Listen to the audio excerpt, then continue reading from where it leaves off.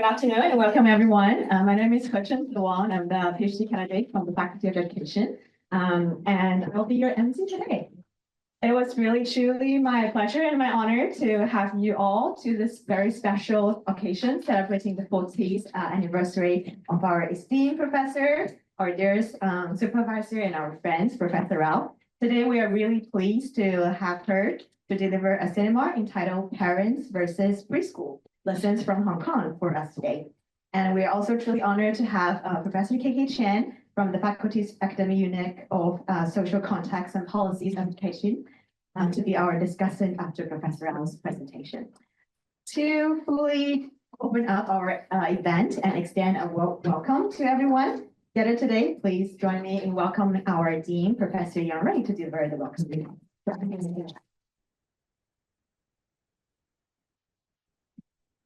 I'm aware you're all, it's so nice to see it's so full here. But I'm aware you come here to hear Nirmala, not me. So I will be brief. I will be fairly brief. It's nice to have this here. And you can see, I remember Mark said yesterday, you love this.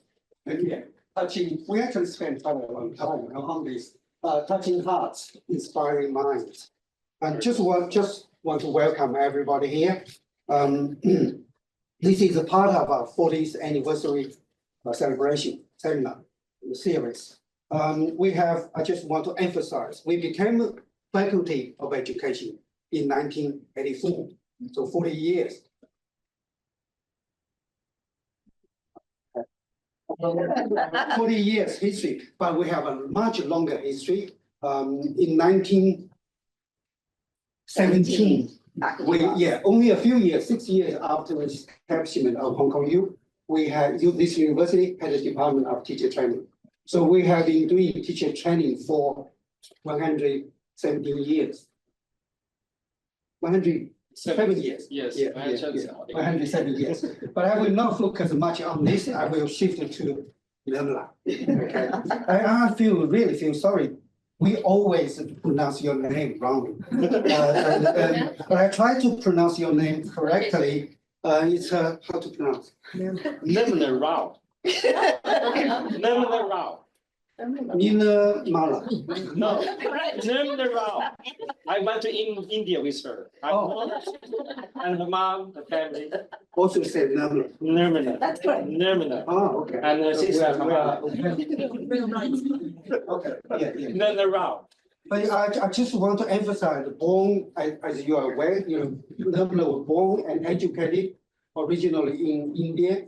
I emphasize this because this faculty is very internationalized, and we are very proud of it. And Nirmala moved to the United States. And I actually, many years ago, when I was new in Hong Kong U, and I was wondering why you moved to Chulan University. That's one of the oldest medical universities in the United States. If I'm not wrong, it's the 13th or the 15th oldest medical university. Previously was a medical institute. And they became university about over 100 years ago. I'm interested in the motto of the university. Do you know the motto of your university? Yeah, Again, I made a mistake. Again, so it should read. Maybe Mark can help me. Should read non nobis sum in Latin. It basically means, literally means not for ourselves alone, or we can say not for us, but for everyone. Basically, my paraphrase is, means people should contribute to the general greater good of humanity apart from their own interests. I emphasize this because she graduated from that university. She read for a master's and PhD in that university. She then joined Hong Kong. But this motto actually shows, what you have been doing exactly echo this motto. And also the name, Nirmala. What does Nirmala mean? Pure. Pure, virtuous. It's a typical kind of girl's name. But again, the name shows what Nirmala has been doing for decades. Doing these things for the well-being of children in Hong Kong, in China, in India, and worldwide. So if you register for this talk, you will see these organizations, international organizations, and international and supranational organizations. I think Nirmala's achievements really echo this, and she deserves richly this. I also want to say this is very important for us. You have devoted your beautiful time to this university, to this institution, to our Hong Kong. And for that, we forever appreciate. It's a shared contributed hugely to this institution and to Hong Kong. And I also want to invite you to join me in congratulating Professor Rao by we mentioned the other day, faculty board meeting, by the Society for Research in Child Development for her distinguished contributions to advancing on child development in the majority world. Okay, she is the only one outside Hong Kong, or outside the United States. This organization is based in the United States. And this is another strong indicator of her remarkable career, which is what I emphasize. So, simply, internationally and locally, Nirmala is a treasure. Nirmala is she loves children. Okay, she ended this seminar, I think, perfect to echo our logo, touching. Oh, it's not there. Okay. Touching hearts, inspiring minds. Yes. So thank you all for coming. Thank you all for coming, and I'm sure you all, like me, are very much looking forward to the talk. Thank you.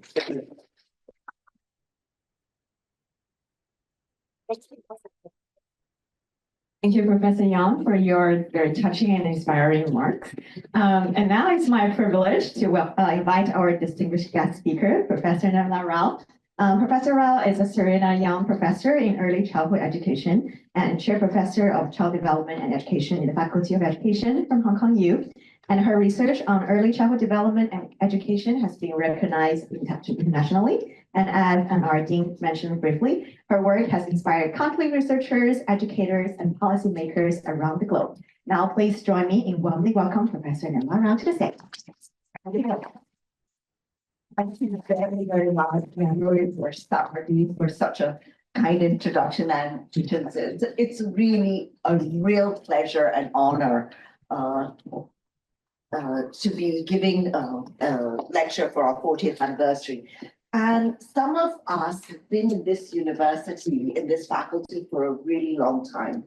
And when I joined this faculty, it focused on secondary education.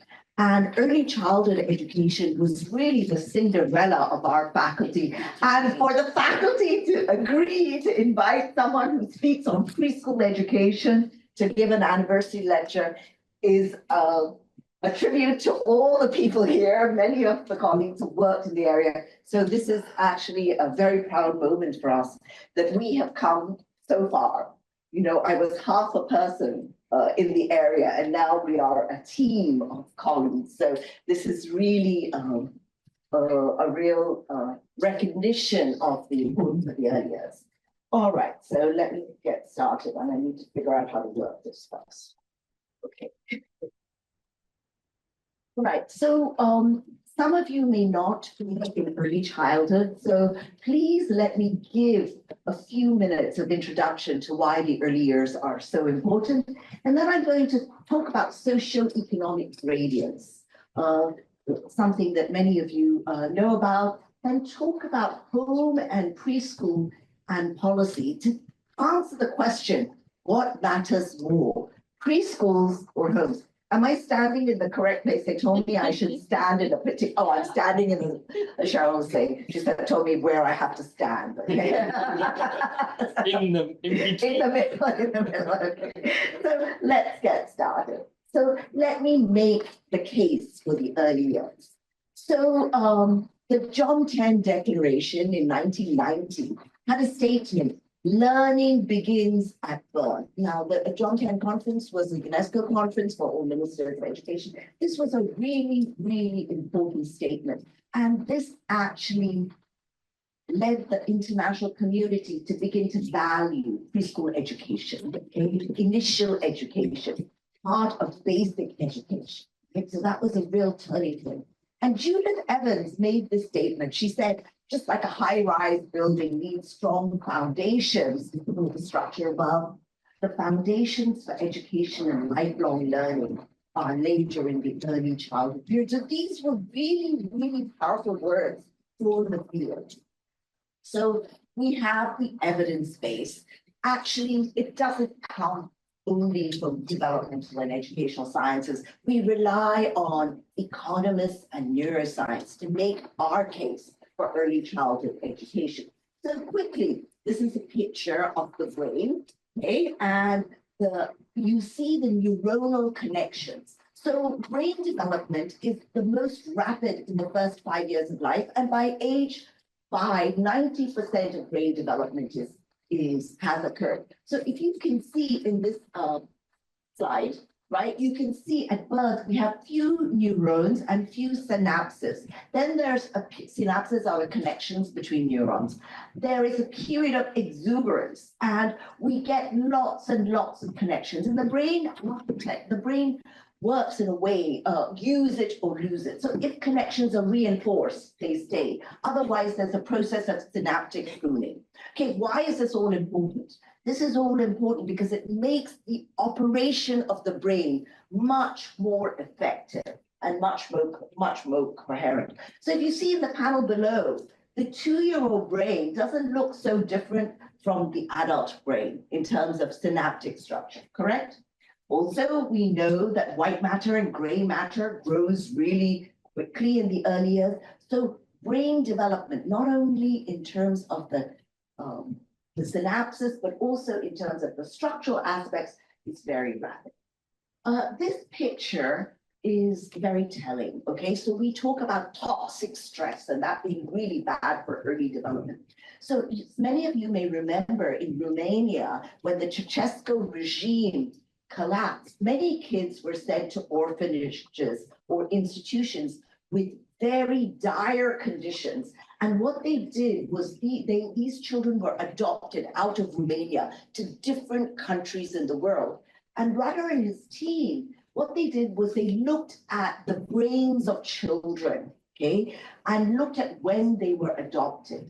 Children that were adopted below 6 months of age fared much better than children who were adopted later. So what this shows is this is the brain size, right? And we have many, many more studies that show this, but I just want to tell you that the evidence base comes from many, many fields, from neuroscience, from adoption studies, from economic sciences. Many of you may know this famous Heckman equation, which shows that returns of an investment are higher if you invest in the early years. Now, these data are based on data from America, on 2 or 3 very boutique studies, but what they do is they see, okay, you go to, if you go to early childhood, you don't go to prison. You don't have special ed, you don't repeat grades, but it's much more expensive to be in prison in America than it is in China, okay? So the cost is, I mean, there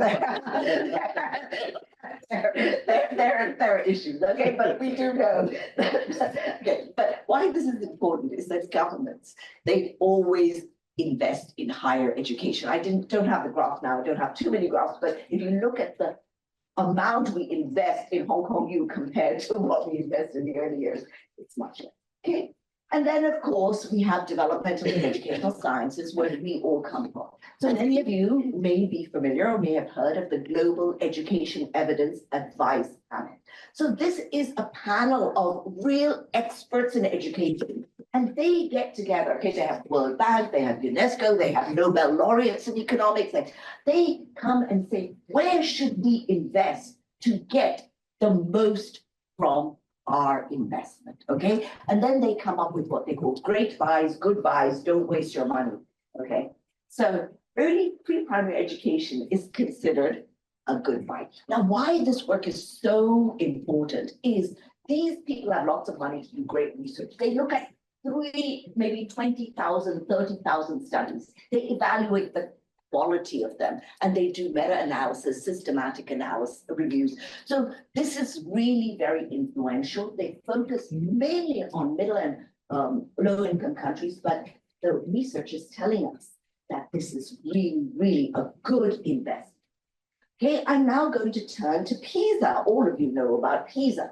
Now, this is PISA data. Okay, this is based on a sample of 330,000 children from all the 80 countries that participated in PISA 22. And I want to just quickly, a little shout out to Yushan for doing all these diagrams. Thank you, Yushan.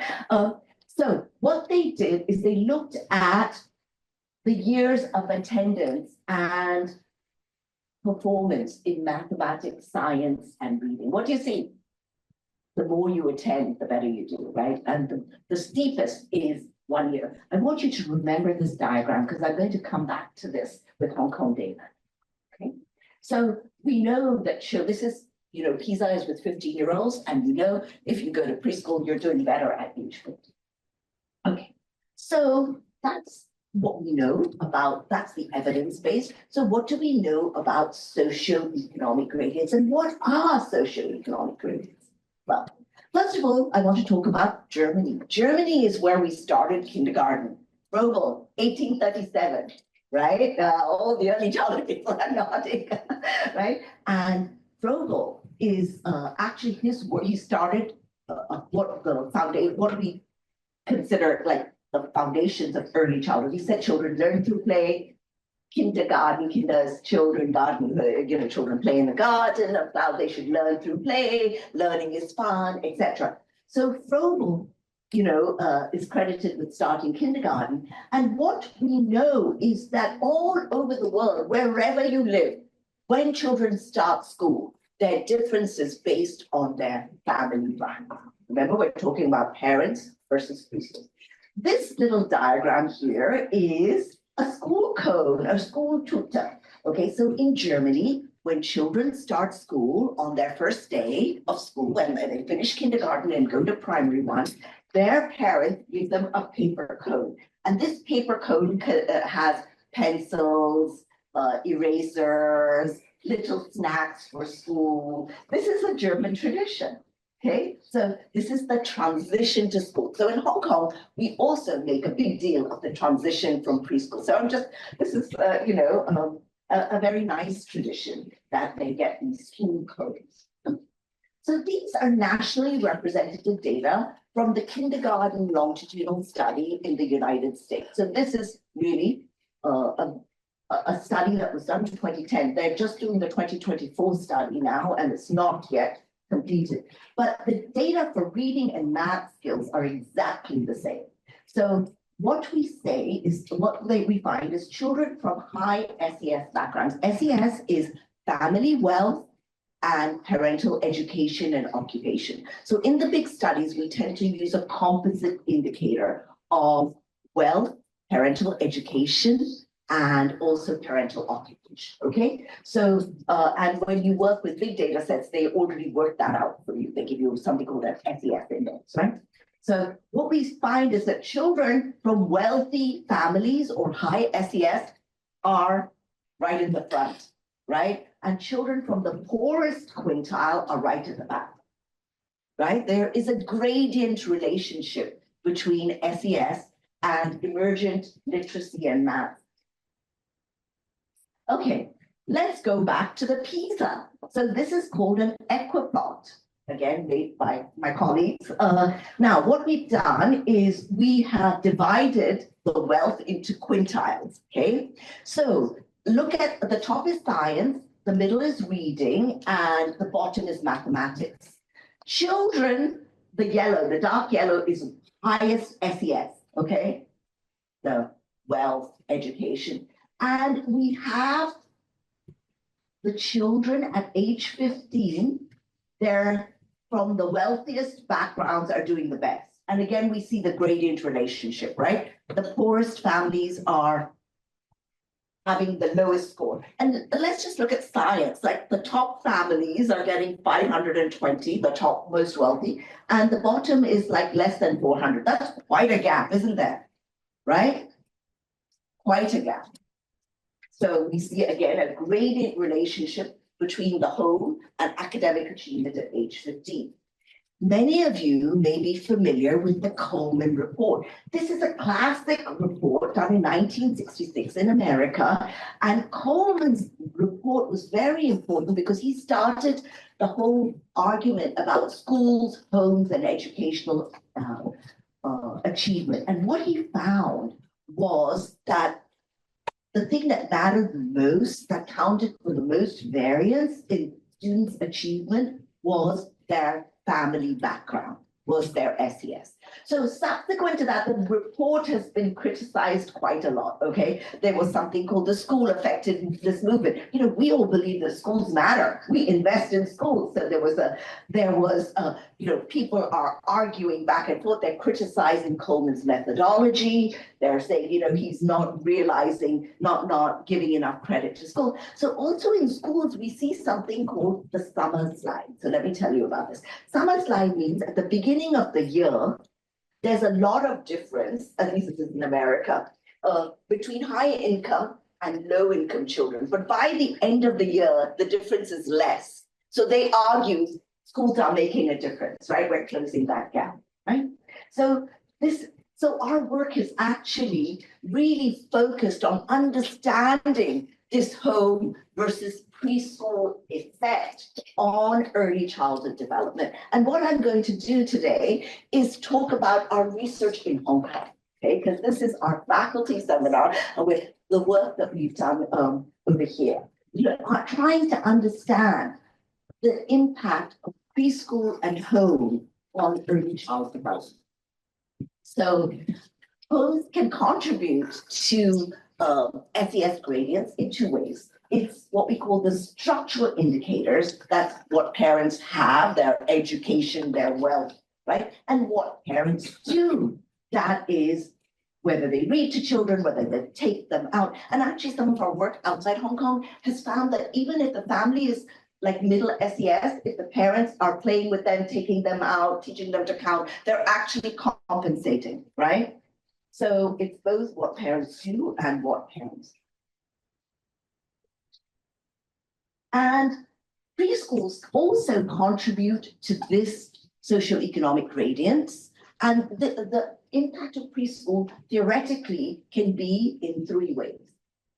The first way is that the bottom shows whether you're from low or high SES family.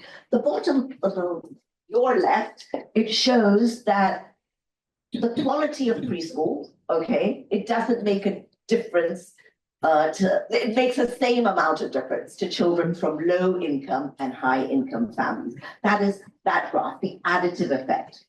But what we find is sometimes a Matthews effect. So some people say, when you're wealthy, you have lots of resources, so you send your kid to a better school, right? So wealthy parents use their resources to send their kids to extracurricular activities.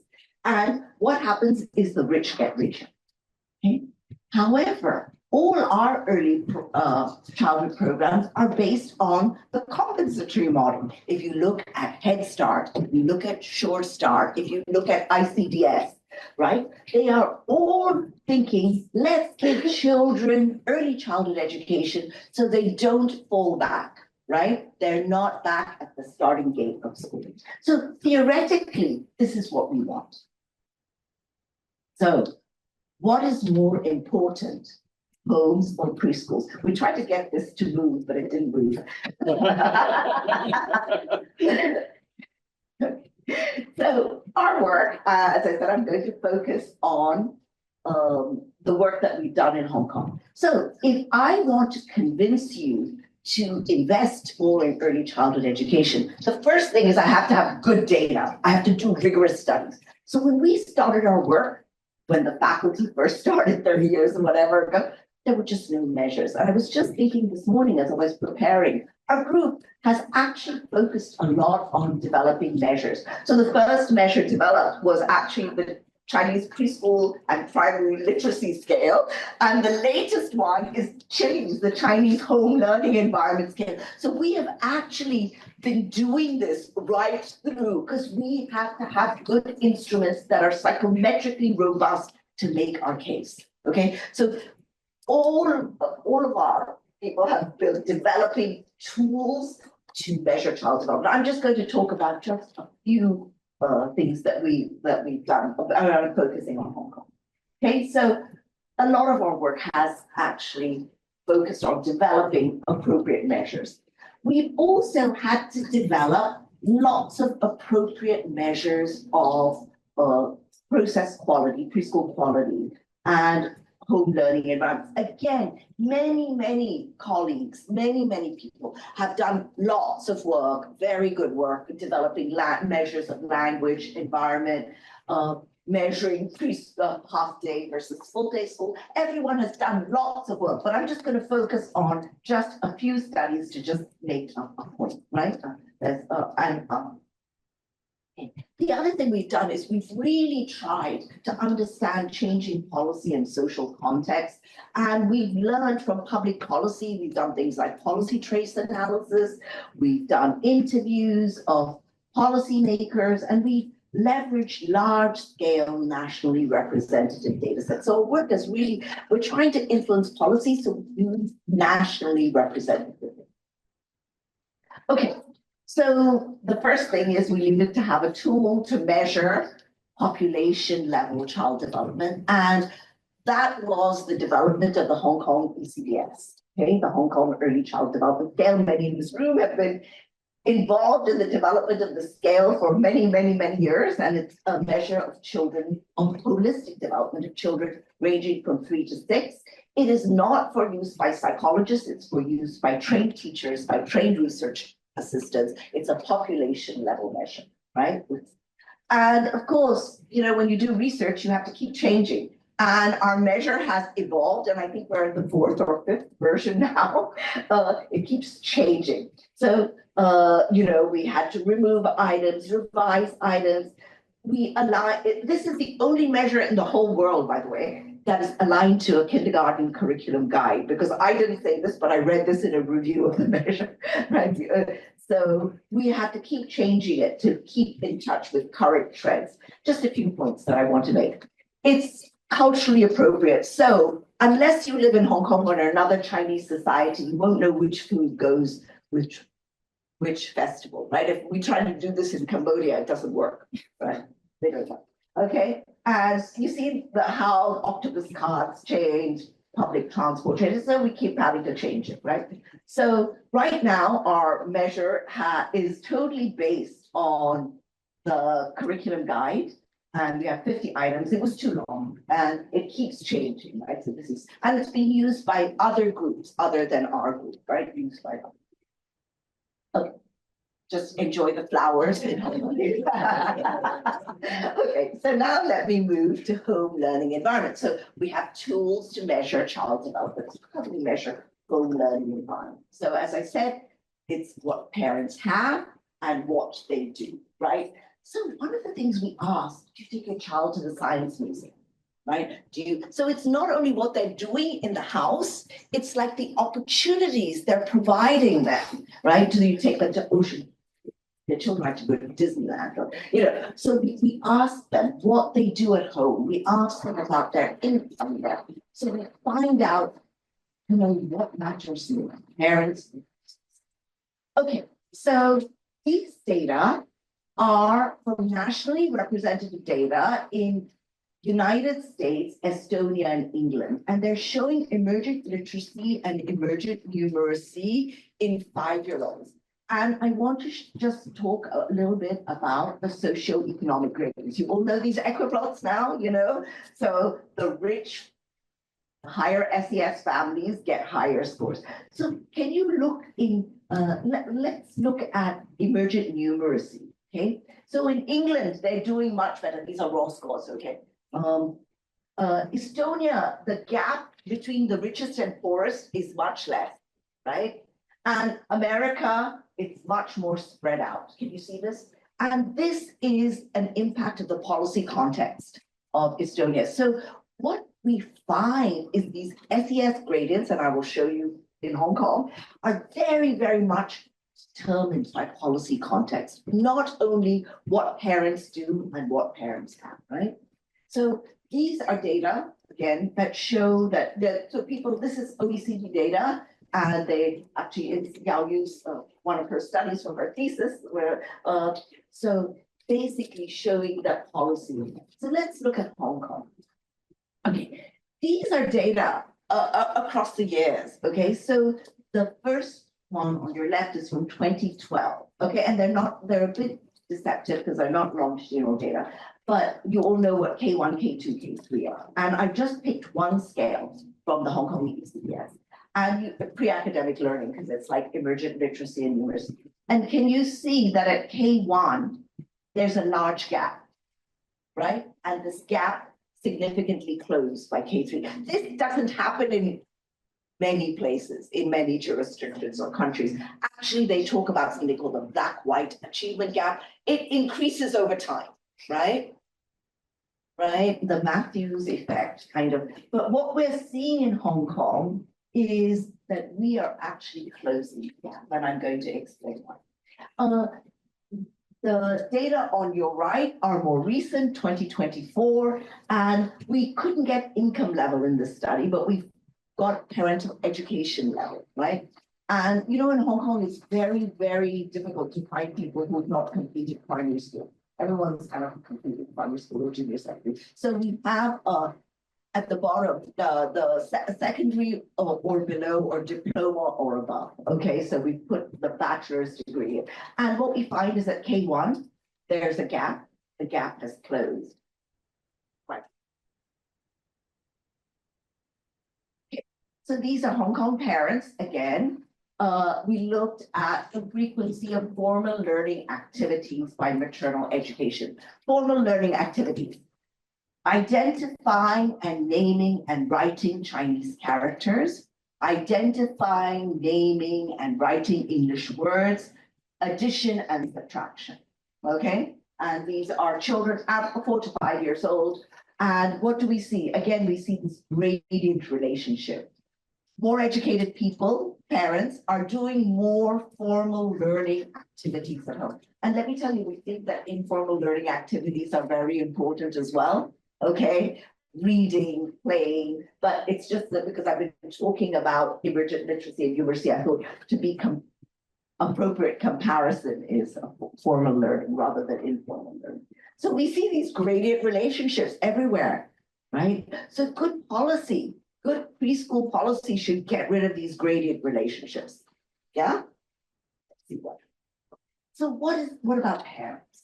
Well, I think all over the world, parents want what is best for their children, what they believe is best for their children, and parental beliefs differ. So, you know, as an early childhood community, we do not accept physical punishment, but we do know that in some cultures, in Africa, in Asia, it occurs because parents punish their kids because they're physically punish their kids. They think it is the best way to bring up the child, that it's for the child's good, right? Spare the child, spoil the child and spare or spoil the child. So what it is we have to accept that parents, if parents do things, they think it's for their child's interest, right? But we also know that caregiving is affected by our common biology. All over the world, young children need affection, they need limits, they need responsiveness, right? It's affected by culture. Right, so certain cultures, they have certain beliefs, tradition, and of course, by child characteristics. Some of you are parents here. You know, some children are so easy to parent. I mean, you know, they don't need me to be their parent. They do everything, you know, they're just so. Some children are more difficult to parent, right? Some of you may have siblings. And you've heard your parents say, oh my God, these two children are so different, right? Yeah. So we have to remember that child characteristics matter. We all often say, oh, authoritative parenting is the best parenting style. But you know what? Some children allow you to be an authoritative parent, right? So the temperament is really important. So we mustn't forget that bi-directional relationship between parents and children. Okay, so you know, all of us know what parents in Hong Kong want. They want their children to achieve well, right? to do well. And we also know we have very, very high internet penetration. I think we worked it out, really very, very high, among the highest in the world, higher than in many places in Europe. And if we think about parenting in Hong Kong, just like anywhere else in the world, there are certain ways to characterize it. But one thing that's really important is structure, routine, predictability, wherever you live in the world, okay? Parents that provide a home environment that's consistent, that's structured. The child knows, I have to have my dinner, I need to take my bath, I need to go to bed. Children thrive with structure. There's no doubt, and consistency, right? The opposite of structure is chaos. Children don't, right? And then we talk about tiger parenting. You know the battle hymn of the tiger mother, Amy Chua's famous book, where she was very authoritarian, very controversial about Chinese parenting. I mean, they talk about elephant parenting, very protective, panda parenting, letting your child be a little bit more independent, helicopter parenting, you've heard these terms, yeah, just hovering around the child all the time, not letting them be in soft parenting, free range parenting. Okay, all these different kinds. I love to watch parents with their kids in the playground. In fact, one day they thought that I was some kind of weirdo, I watching it. But anyway, so some people are permissive, they're soft because they believe that's the way to bring up children. But some people do it because they're just incompetent. Okay. So I actually, preparing for this lecture, I did this informal study, okay? Not nationally representative, not just random people I asked, okay? And what I found is that many Hong Kong parents have neuromyths about preschool children. And a neuromyth is a misconception, right? Where we use a misunderstanding or misreading or misquoting of facts scientifically established by brain research to make a case for brain research in education or other contexts. Some of you have done the neuromyths in my class. Okay, Hong Kong parents and teachers may not critically evaluate educational programs that have a neuroscientific. Send your kid to Cuban, send your kid to Brain Gym. Okay, so these are what I found. Some parents think children only develop well if they use specifically designed educational toys or flash. That's a very nice book written by a developmental psychologist. Einstein never used flashcards, okay? So children are active learners. They learn best from exploring their environment. Another myth, play is not educational. We think play is the most appropriate pedagogy in the early years. We embrace a play pedagogy. We think it teaches children self-regulation, compromise, perspective taking, and it stimulates brain development.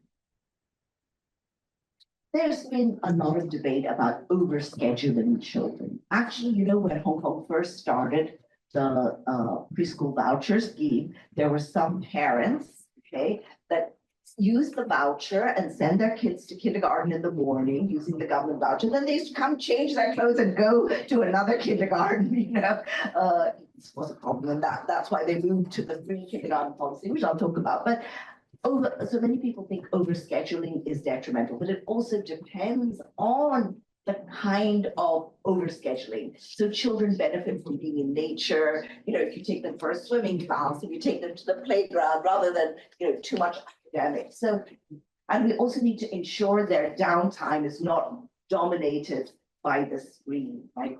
We talk about screen time versus green time versus green. Okay, another myth parents have. Oh my gosh, if I don't do this in the first few years, my child is doomed for life. That's not true. Development is a continuous process, right? You're learning now, right? Your brain is still developing connections, right? And some parents think that children's brains develop most rapidly when they enter preschool. Actually, 90% of our brain development is finished by age. We take a break, enjoy the flowers, and we go to preschool. Okay, So I talked about homes, right? I talked about socioeconomic gradients, I talked about homes, I talked about what parents believe. So what do we know about this? So in 2015, the global community came together to do the Sustainable Development Goals, goals to protect our planet, eliminate poverty, and improve well-being of everyone. It was a real victory for the early childhood community because we got a target specifically related to early childhood. So you know, goal 4 is related to quality education, and SDG target 4.2, we have to ensure that all boys and girls have access to quality early childhood development and care so they're ready for primary school. Actually, we're not happy that it's only 1 year, but anyway, we tried very hard. The Tashkent Declaration in 22, we tried very hard, but the governments won't listen to make it 2 years. It's only 1 year, but at least it's there. So the Hong Kong government goal is to ensure equitable access to high quality early childhood care and education. So we talk about access and quality. The government does not want rich children to go to high quality programs and poor children to go to poor quality programs. That's not equity, right? So this is the goal of the government. And what do I want to talk about some of the outcomes of preschool care? Okay, so these are Hong Kong data. This is Hong Kong children at age 15. There are how many of them? There are many of them. Okay.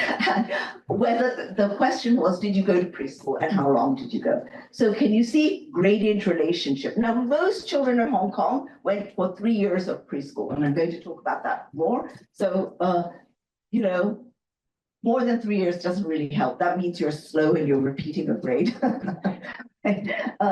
But basically, what are we seeing? The more preschool you have, these are Hong Kong data, the better you're doing at age 15. Wow. It's impressive, right?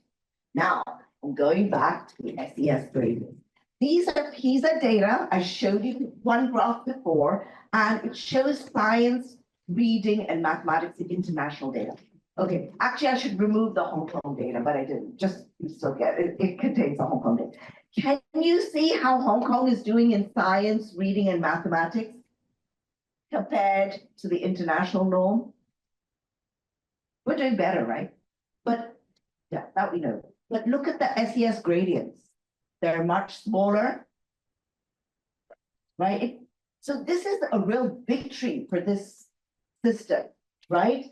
What it's showing you is it doesn't matter whether you go to secondary school in Chung Chau or Western District or actually, which is the most central and Western is the highest. Central and Washington. Anyway, it doesn't matter. Every secondary school will have the same science facilities. They'll have a lab. They'll have qualified teachers.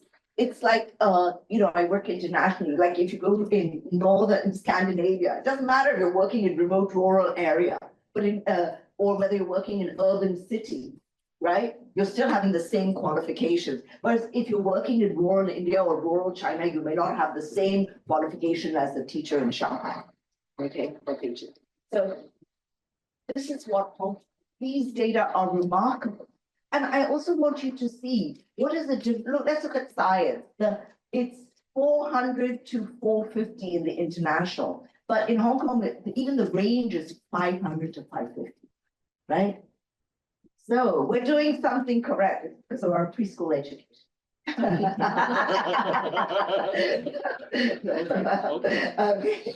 So what I'm going to do is take you through some studies that we've done over the past few years. This was, I was just telling KK, this was the first round of the QEF. Some of you may know QEF. This was the first round. We did a bid. And we did we examined a representative sample of preschools in Hong Kong. And what we found at that time was that there was lots of variability in quality. Okay, remember, we have no measures. We had to develop our measure of preschool quality. At that time, the most advanced was the Australian measure. So we modified the Australian measure, right? And we used it. And we found lots of variability in process quality. And we found higher process quality was associated with better staff qualifications, better space and equipment, and better staff-child ratios than other preschools. And I like to think that these findings led the government to develop performance indicators, and it had an impact on government policy. Move on to 2013. We looked at the relationship between home learning environment, preschool environment, and kindergarten quality and school readiness. And we found SES differences, but we found that kindergarten quality, that's teacher experience and kindergarten facilities, significantly moderated the relationship. But I do want to say one thing. In Hong Kong, you can be a qualified teacher if you have a CE, okay, certificate of education, pre-degree, but we think degree is important, okay? So at that time, when we did the study, there was a lot of variability in kindergarten teacher qualifications. Now we don't have. Okay. More recently, we did a territory representative sample of kindergarten stratified by district. We had a total of 121 kindergartens in our study, and 25 were randomly selected for intensive study. Okay, so actually we observed kindergartens before the policy, after the policy, 1 year, 2 years, 3 years, COVID was there. But anyway, we did lots and lots of classroom observations. We again had to develop our own measures. There were amalgamation of many measures. This is the problem when we work. We don't have the tools. We have to develop the tools, and we collected data from COVID, and we did all of these amazing observations. Many in the room were involved in this study. And the observations presented a picture of Hong Kong kindergartens as ones that really emphasize language and group activities, moderate amount of teacher-child interaction and free choice activities, little emphasis on numeracy and literacy. But that may be also because EDB is saying, don't write. So maybe when you observe, there were some effects, we don't know. And also very little emphasis on promoting diversity or science education. So actually, these are the data. So you can see like their teachers are really, really good at inclusiveness. They're working with the children, not so good at nature and living, not so quite good in supporting socio-emotional development. So these kind of data are really important because they can guide policy. So let's go back to policy and to our question, right? What matters more, preschools or not? So Hong Kong has a high-performing early childhood system, and we were selected as a system for study by the National Council of Education and National Council of Education and Economy in the United States, and they selected 6 jurisdictions in Asia: Singapore, Korea, Hong Kong. Selected because of their high PISA scores, also they're all market-oriented. They also selected Finland. Finland does very well in the PISA, and also it has a social welfare model. The other 2, you may be a bit surprised that were selected, were England and Australia. The reason they were selected was they have a really high emphasis on equity, education equity. So like, for example, in England, right, if you're from a low-income family, you get extra support. You get, everyone gets 15 hours, but if you're low income, you get an extra so many hours, and you can go 1 year earlier and all this. So this is totally thinking about social justice. Okay, and after we did this study, we came up with 5 pillars that were reflective of high-performing systems. That was the policy, the services, the teachers and families, the pedagogy, and the using of data. And what I want to do is use these categories to talk about Hong Kong and illustrate that our preschool system is in fact a high-performing system. So this is UNESCO's framework, the 5 A's. Okay, you can read them. We do this, okay? Early childhood is available, accessible, acceptable, adaptable, and accountable. There's accountability. We have actually the jewel in the crown is our inspection system, kindergarten inspection. The policy in Hong Kong focuses on reducing inequalities. So we reduce disparities due to economic disadvantaged. We talk about pro-poor policies. We have pro-natalist policies. You must be wondering, how can you say we have pro-natalist policies? So what did I do? I looked at the maternity leave. In 1993, we moved from 4 to 6 weeks. In 2013, we moved to 8 weeks, 6 to 8 weeks. And in 2020, we are now 14 weeks maternity leave. Okay, this is an encouragement for people. And like now we have 14 weeks, so the employer has to pay 10 weeks and the 4 weeks the government will pay the employee. Okay, anyway, but that's a pro-natalist policy. Okay, in many countries in the world, they feel that the best people to, of course, we neglect the under threes in Hong Kong, but they feel the best people to look after the young child is the parents. So in places like Ireland, England, they give 1 year of parental leave after a child is born. So those are all pro-natalist policies, right? So Hong Kong does have pro-natalist. We even have paternity leave for 5 days, is it 3 days? You're right. Yes. Yeah. Fathers. But in England, either the father or the mother can take it. It's called parental leave, not maternity leave. Okay, we focus on social justice. We give more attention to ethnic minorities, children with disabilities, children, and other doubly disadvantaged groups. So the worst thing is to be just have a special need, be an ethnic minority, be poor. That's really many disadvantages.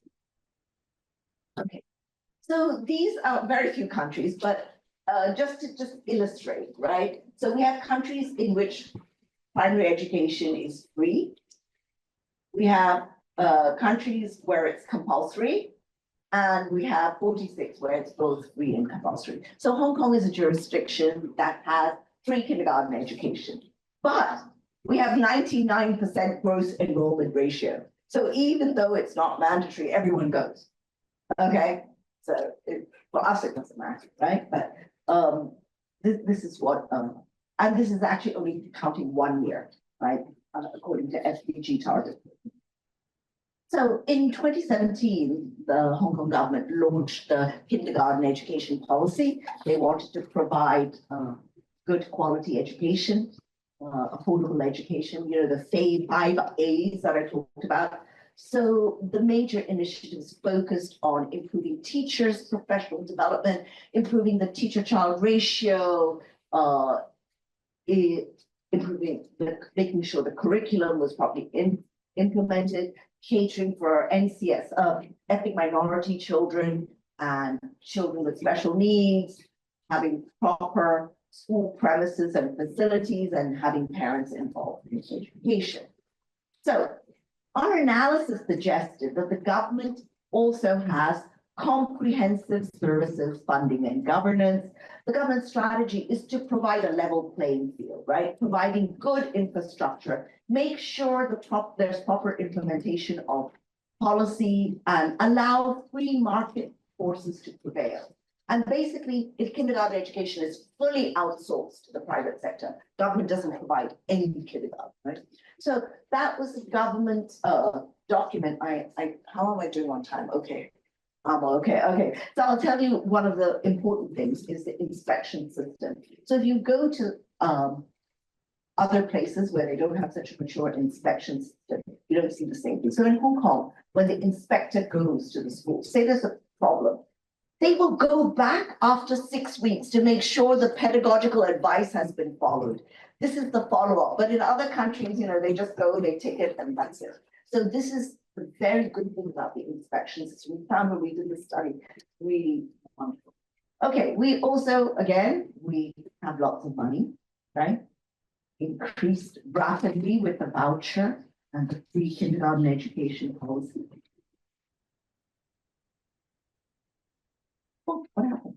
We have supported teachers and families. Okay.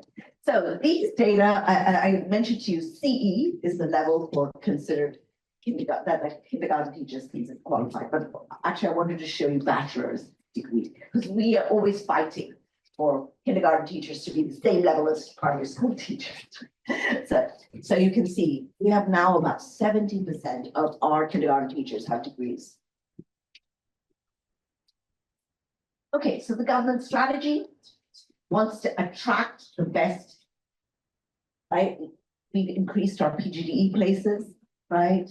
Better salaries.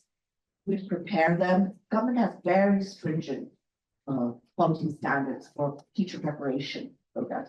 So like we have programs where the government has to look at our thing and say, oh, this course is not okay. You have to put this, you have to do this, you have to do that, right? So they also prepare them well. We think a critical thing is to have practicum.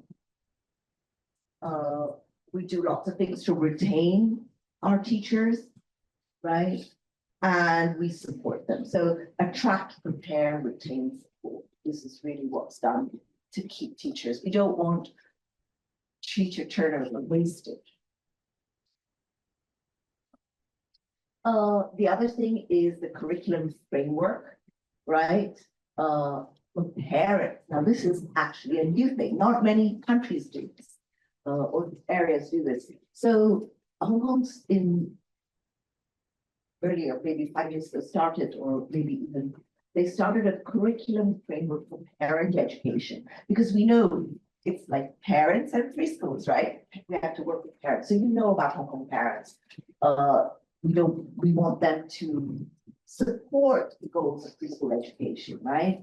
So the curriculum framework was developed, want to support children to have happy and healthy development. I'm not going to read the text, but just so you can understand, there's a clover in the middle. There's basically support parents to understand child development, understand how they can promote healthy, happy, and balanced development of children, foster homeschool cooperation, and of course, parents' psychological well-being is really, actually, you would have all heard of postnatal depression, postpartum depression, maternal health, maternal mental health is really, really, really important, right? So parents must continue. So just like our early childhood scale, the curriculum keeps evolving. The pre-primary curriculum changed to the kindergarten education curriculum guide with the new policy, and now we have a new administrative guide. So we've got lots of guidance, but it's okay. I'm going quickly now. Okay. So one of the things is we have alignment between curriculum and learning outcomes, curriculum and assessment practices, teacher guides, make sure everything is properly implemented and focus on the transition to primary school. The quality of pedagogy is really, really important to make sure that we have appropriate pedagogy. Now, every system has its problems. I meet people from all over the world. You go, in early childhood, we feel Northern Europe has the best. They will complain about their kindergarten system too. We're never a place. They say, oh, because they focus on play. They say, oh, teachers do nothing. They just stand around and let kids do nothing, right? They're not scaffolding enough, right? So I think one of the issues in our Hong Kong curriculum, if you go to kindergarten classroom, it is very feminine. It doesn't cater to boys. Boys are falling behind. Look at Hong Kong. 60% are women, except in engineering. Engineering is different. But boys are not getting in. Now that we don't have separate norms for boys and girls, boys are falling behind. Right? So look at the classroom, the way the classroom is decorated, and our teachers are wonderful, but inadvertently we have data to show that they reinforce gender stereotypes. So how parents come to talk about professions. So this one girl said, I want to be a fire officer. So the guy said, how can you be a fire officer? You're a girl. And this still happens. So, we have to move towards a gender transformative pedagogy in early years. We just have not gone that far. Okay. So we have to use data to drive improvement. We're not doing that well enough. And so these are our lovely slides, which we made. Okay, so the reality is girls do really well. Boys are behind. And of course, the ethnic minority is the most disadvantaged. So Hong Kong's policy has moved towards equality to equity, okay? they really make sure that NCS, children with special needs, are getting the support they need. Actually, we're not yet at the point where at social justice. Social justice is removing the systemic barriers, okay? Our ultimate goal is inclusion. Everyone should be paying, right? But we're getting there. It's much improved. So what matters more? Parents for preschools. Well, as I said, the characteristics, to answer that question, you have to be mindful of the characteristics of the child and the characteristics of the preschool. Basically, if you have parents who provide less stimulating homes and you have low quality preschools, it's not good for development, right? High quality preschools can compensate for less stimulating homes. And parents who provide more stimulating homes and send their children to high quality preschools will have the best outcome. Right? Science tells us where to invest, but we need to translate that evidence to improve well-being and pay attention to implementation. Parents are children's first teachers, and we know that investing in preschools is one of the best ways to improve social mobility. In Hong Kong, the policy has dealt with inequality. We've moved from having a free room tuition scheme to having a preschool education voucher scheme to we move from demand side to supply side funding. We have programs to promote home learning, and we do a lot to make sure that preschools have a decent quality, okay? There are stringent standards for operating and registering. So in a high-performing early childhood system, we shouldn't be considering parents versus preschool, but it's important to remember that we need to provide the resources to support teachers and parents who need them. Young children learn best through play and exploration. Many of you may be familiar with the Marmot report. He talks about proportionate universalism, right? The sliding scale fee, right? But in preschool education, we talk about targeted universalism. We have universal goals and we provide resources so based on group needs. And our targeted strategies are equity and inclusion. Thank you very much. Thank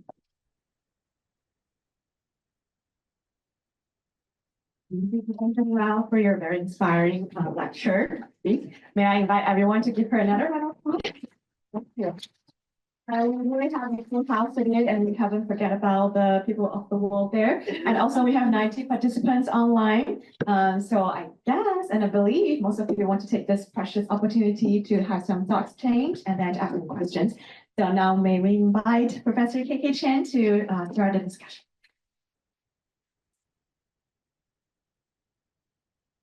Say a few words first. Good afternoon, everyone.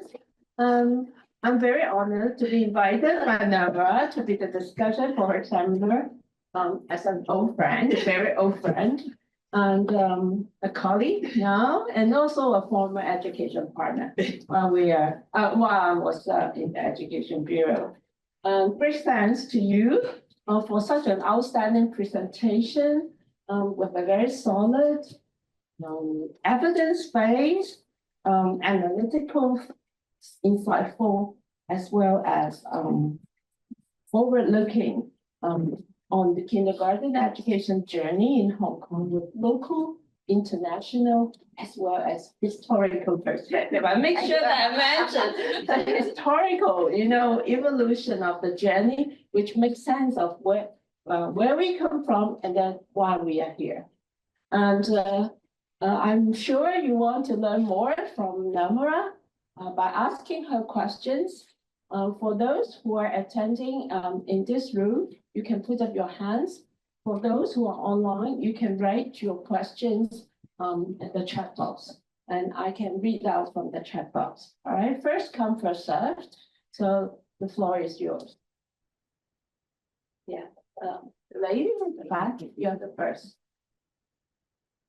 Hi, thank you so much for your presentation. It was very comprehensive and also easy to understand for those that are not experts. I just moved from. I just moved from the US and so that's. I'm so sorry. That's the context I'm most familiar with. So in the US, the hottest debate is whether a government or state should implement targeted pre-K or universal pre-K. I'm wondering in the Hong Kong context, what's the sort of heated debate or dilemma that policymakers are now facing in early childhood education? It's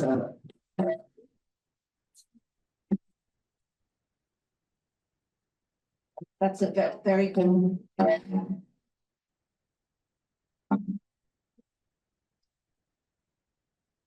Is this better? Yeah, yeah.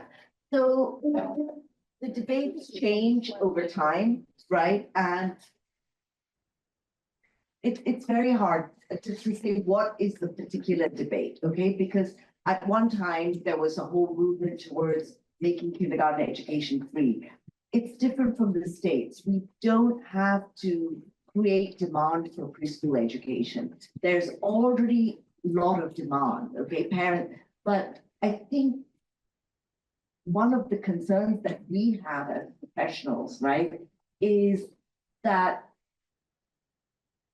children learn through play, that children are happy, that children develop the appropriate approaches to learning. Our concern has changed historically because parents often looked at preschool as a preparation for primary school and made it too school-like. So when we started our work, preschool education was just like preparing for primary education, and it is too academic. So one of our concerns is actually children are too ready for school, right? In America, they're very concerned that children are not ready for school. We actually sometimes debate they're too ready for school. Let them play more, enjoy more. You don't need to teach them everything. So I don't know if I've answered your question, but this is my sense of what it's not a policy debate, but it's like, how do we change practice? Thank you. Hugo, you have the second. Yes, I think I can talk without the mic. Yes, thank you. Oh, okay, it's better for the online. Okay, thank you so much, Nirmala. It was really nice. I was expecting that. I was just wondering a bit, and this is a bit of a provocation. What if the title in Hong Kong would be Parents versus Aunties versus Preschools? Because we know that when we look at the gradients, we know that from a certain social class onwards, aunties really spend, I would say, more time with the kids than the parents themselves. And usually the education of the aunties also varies and all of that. So how do you see the role of the aunties in all of these results that you got to? I was just curious about that. Thank you.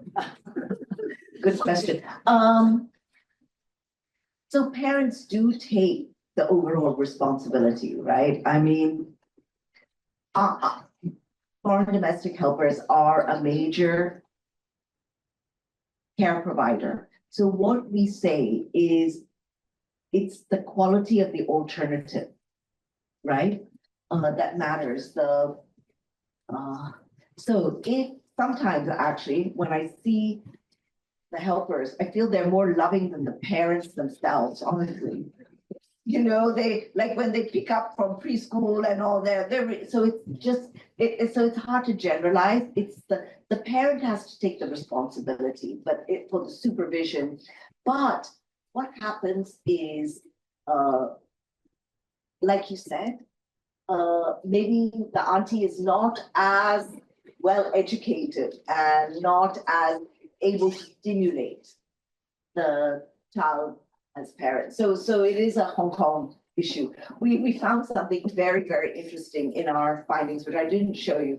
And that is in Hong Kong, when we compare middle class and working class families, the children from working class families are much better in fine motor skills because the aunties are doing everything for the middle class children. So these are borne out by our data. Thank you. I would like to ask the third question, based on the question actually is from the online participant called Dennis. It's pretty long. I kept it short. In gist, he's stating the fact that because of the primary school admission system, some of the parents, with children at kindergarten 2, level 2, start to prepare the children for admission. And then with a lot of activities, learning and so on and so forth, and then it seems to have damage, the goodwill of the purpose of kindergarten education. And it also has put a lot of pressure on parents. So what is your view? I mean, this is absolutely true. We know this, right? And the government has forbidden the kindergartens from doing interviews. They're not supposed to interview, it does happen. This is the reality because this is the mentality. Get your child into the right preschool, they go to the right primary school, they go to secondary school, then they go to Hong Kong U. I mean, this is the reality, the thinking of the parent. So it's not good for children, really. It isn't, but this is the reality. Yes, Thank you. I want to echo Professor. Hugo and address the online questions. Hugo mentioned NT is very important. That's very unique to Hong Kong context.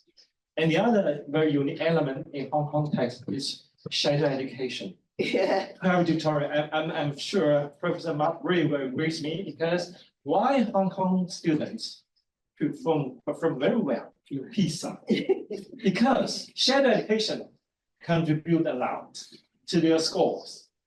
So in this case, the online question asking whether early tutorial is good or not good.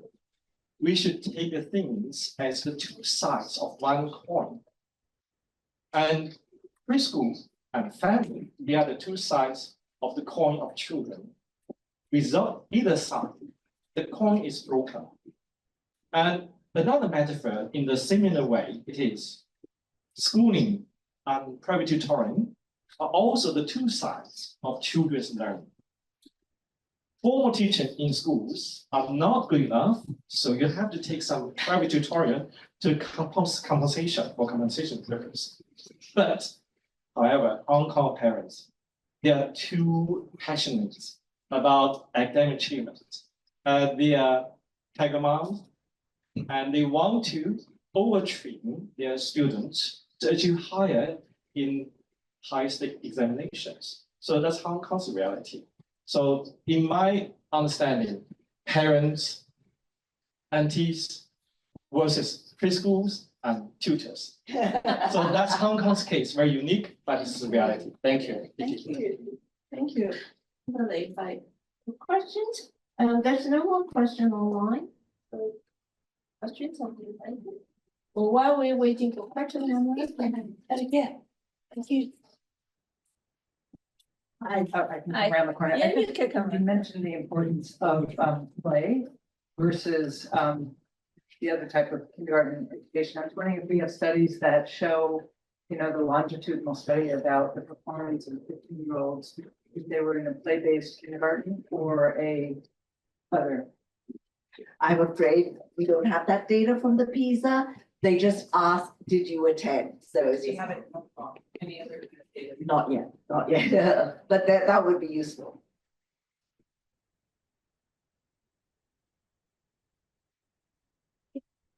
Yeah, one.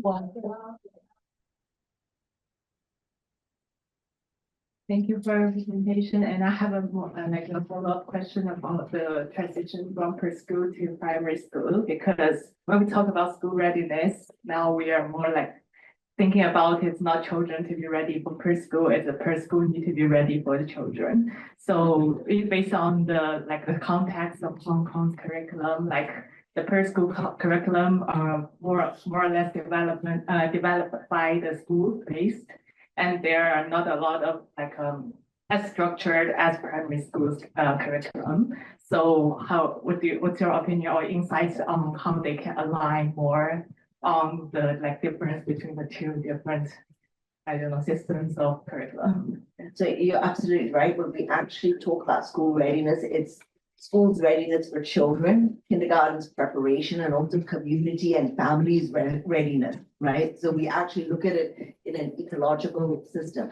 But what I feel very bad because it's always like the kindergarten children going to preschool. It's always like a one-way thing. You know, the preschool teachers must go to primary one and see. Not enough primary one teachers are going into kindergartens and seeing. So it needs to be both ways. So you're absolutely right. Yeah. So they are trying to do that. It shouldn't be one way. Yeah, it should be. Yes, one question. Hello, I'm very proud to be one of the students of Dr. Nirmala Rao, 1997. Now I'm a grandma. And I would like to echo all these guests or students about how we are going. I think we have to make a linkage between what we are talking about, learning through play, blah, blah, blah, with the education department. Because the staff, I'm sorry to say, but the personal or the head or whoever in the department, education bureau, they should have better understand what preschool is, what learning through play is, rather than what we have just discussed. Preschool is just a bridge going to primary without knowing that we as preschoolers or preschool education educators should do.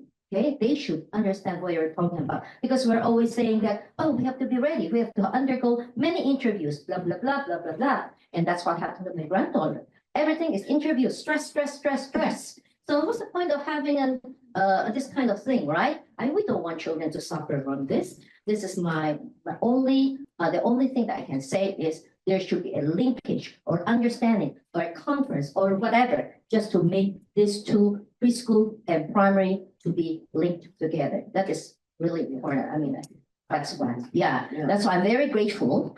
I'm very grateful, blessing in disguise, that we have 3 years of COVID here in Hong Kong, right? So that's a time when my granddaughter was 1 year old, and she was very, very lucky to have me teaching her at school, homeschooling for 3 years. So by the time she went back to kindergarten, she knew everything, but it's not ABC 1, 2, 3, 1 + 1 = 2. It's about learning through play and problem-solving skills. I think that is what children in our preschool should. I think our curriculum tries to do that, but you know, sometimes it's implemented in not the best way. Yeah, maybe more expectations. Maybe there are many expectations, high expectations from parents. Yeah, thank you. Thank you. There are 2 questions online. One actually is a follow-up by Dennis, but his question is also similar to the questions from William. So I'll ask the question together. Firstly, is whether the government, you think, should intervene, the teaching of curriculum which is more advanced than necessary in the primary school. And the second is that how to change the perception of people about the understanding or the correct understanding what should be done. And then the third question, if I understand, I'll try to cut it short, is the tripartite collaboration between government, schools, and they're related. Okay. So I think the government does try to monitor this, but really, just many of us are many are teachers. You know, the day that somebody is coming to observe you for teaching practice, you're on your best behavior. It's just like when there's inspection, all the sheets go inside, all the, so I think the government does try to monitor.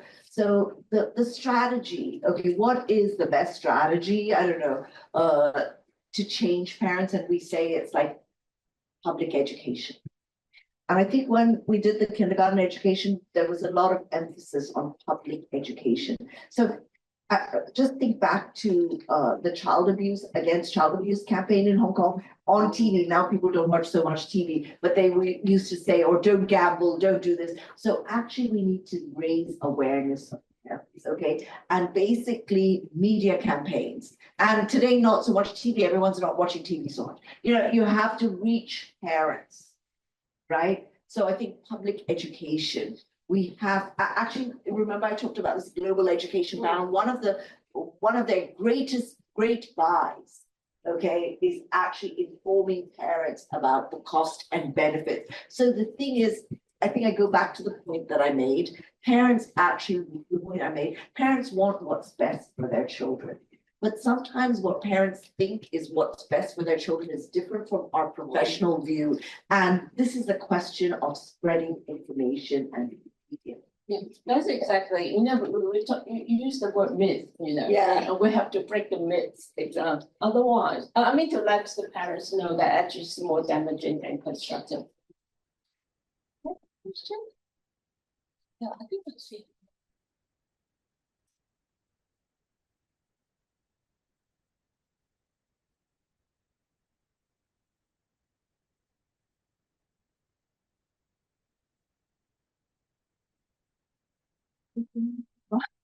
Sorry, very comment. I was, thanks for the opportunities. I was working in early child education in Australia.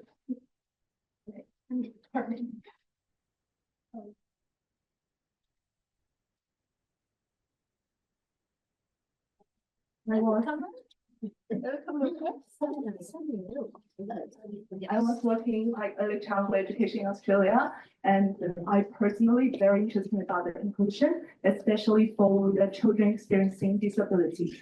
So like in Australia, we have like specific policy or funding or like specific strategy for supporting children experiencing disability locally. So I just wondering in Hong Kong, like, is there have any specific strategy for promoting the inclusion, especially like for like inclusive education, like some disability children, they are in the kindergartens, specific strategy on policy to support the inclusion? Yes, there is absolutely. Well, first of all, we have integrated programs, right?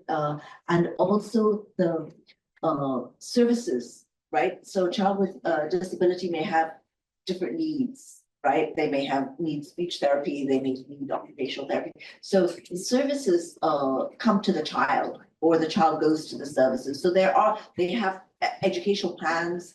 There are, the thing is the identification needs to be done. And sometimes there's a very large queue wait for the identification. So we OPRS. On-site preschool rehabilitation service. Yeah. So we have. So the government will pay for the. Some sliding scale, some based on what they can do. Yeah, there is.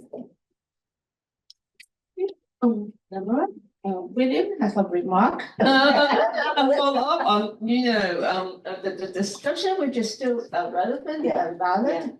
And because we mentioned the primary admission system. And which actually the primary school try to emphasize the academic, side of development. So unless this can be changed. And otherwise, our kindergarten children will be deprived of play and so on. So can this change as well? Yeah. So in some countries, P1 and P2 is considered the infant class. Yes. Okay. So in fact, we used to also have some people activity approach. You have a smaller class size, this and that. So one of the things is it's changing the mindset as well. Also changing the mindset of the parents, the teachers, etc. That so in some countries it does happen. They don't start teaching reading till 7. So it's the philosophy, right? So in many places, even the primary 1 classroom is like a kindergarten classroom. Right? So in other words, a consistent transition from kindergarten to lower primary education.